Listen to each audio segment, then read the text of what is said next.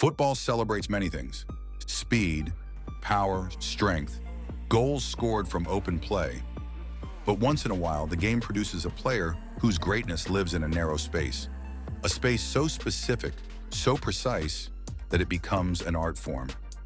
Juninho Pernambucano was not the fastest player on the pitch. He was not the strongest. He was not even the most creative midfielder of his generation. Yet when the ball stopped moving, when the stadium held its breath, when distance separated hope from reality, no one in football history was more dangerous. This is not the story of a traditional superstar. This is the story of a man who mastered one moment and turned it into immortality. This is Juninho Pernambucano, the specialist. Juninho's story does not begin in Europe. It begins in Recife, Brazil, a city better known for producing flair than discipline. Like many Brazilian players, he grew up surrounded by football, barefoot games, uneven pitches, improvised goals. But Juninho was different even as a child. He wasn't obsessed with dribbling past everyone. He wasn't chasing applause. He was curious. He wanted to understand how the ball moved, why it dipped, why it curved, why sometimes it obeyed physics, and sometimes it seemed to ignore them. At Sport Recife, Juninho began to show signs of this obsession. Free kicks weren't just chances to score, they were experiments. He adjusted his run-up, changed his angle, altered the strike. While other players practiced shooting from open play, Juninho stayed behind after training. Ball after ball, wall after wall, failure after failure, not for glory, for understanding. It was in Recife that he began the lifelong study of a single skill: the perfect dead ball strike. He watched how players like Branco, Zico, and Falcão executed set pieces, but he did not imitate them. He wanted to create his own method. When Juninho arrived in Europe, expectations were modest. He wasn't announced as a savior. He wasn't a global name. Olympique Lyonnais was not a powerhouse. But sometimes greatness grows where no one is looking. At Lyon, Juninho found something rare: patience. He wasn't rushed. He wasn't forced to become something else. He was allowed to refine what he already was. And slowly, something extraordinary began to happen. Free kicks stopped being moments of hope. They became moments of inevitability. Goalkeepers started positioning walls differently. Defenders stopped fouling near the box. Crowds leaned forward instead of cheering. Because when Juninho stood over the ball, football logic stopped applying. And it wasn't just power, it was precision, control, and timing that made the difference. Juninho's free kicks were not powerful in the traditional sense. They were precise. He didn't strike through the ball, he struck around it. Minimal spin, unpredictable movement, late dip. The ball didn't curve early, it waited. And then just before it reached the goal, it changed direction. Goalkeepers would commit, and then the ball would change its mind. Physicists attempted to analyze his technique. Scientists tried to define it. The knuckleball effect became synonymous with Juninho. Even today, very few players can replicate the movement consistently, but technique alone doesn't explain it. It was instinct honed through repetition, thousands of attempts, thousands of failures, thousands of corrections. Juninho didn't rely on raw talent. He trained his intuition, measured his angles, and perfected a skill that most players approach casually.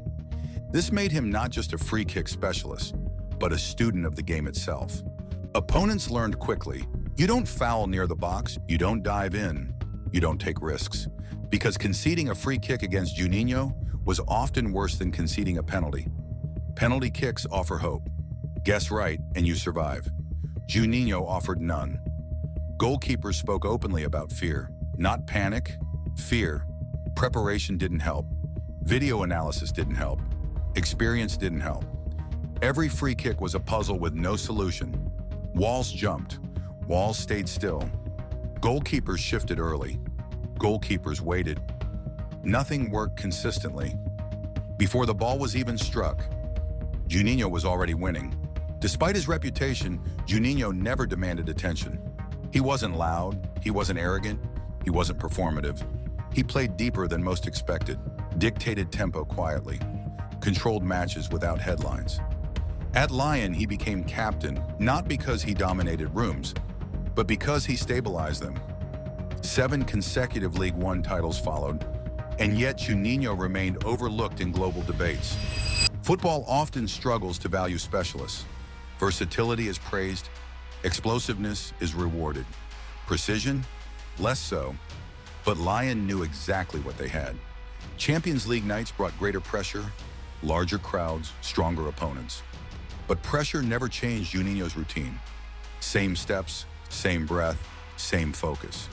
The ball was placed carefully, the angle measured instinctively. This wasn't arrogance, it was ritual.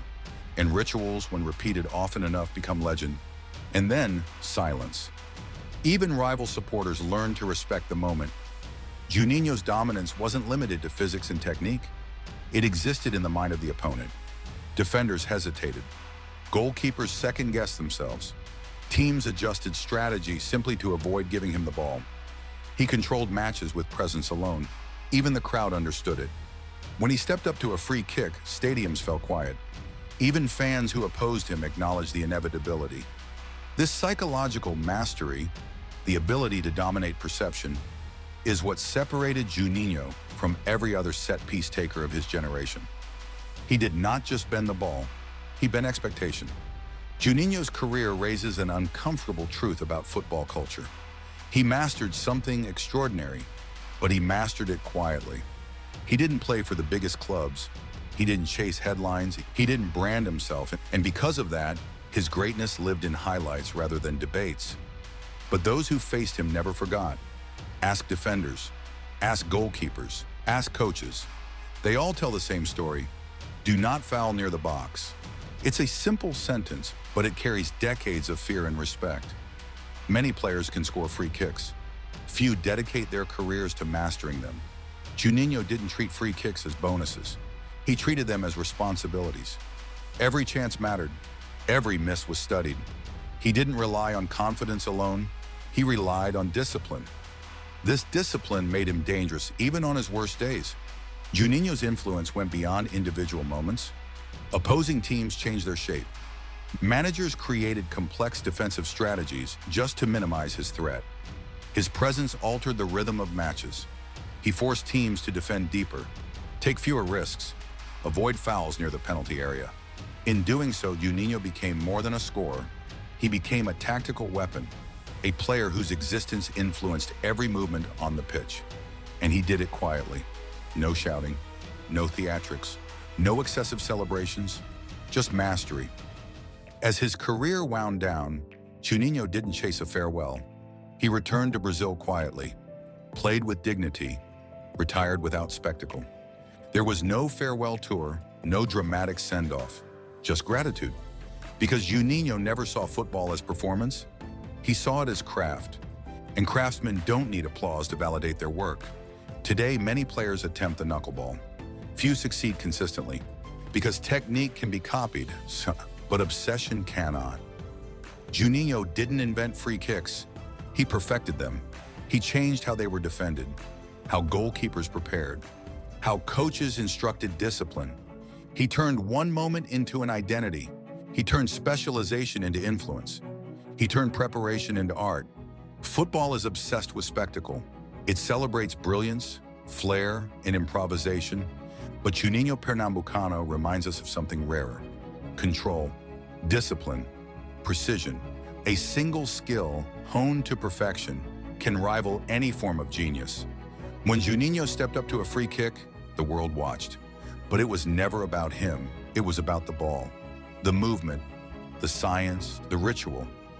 This is Juninho Pernambucano, the specialist, the man who taught football that mastery of one moment can be enough to change a generation. And in a sport obsessed with stars, numbers, and headlines, he proved something timeless. Excellence is not measured by attention. It is measured by mastery. And mastery, when achieved, becomes immortal.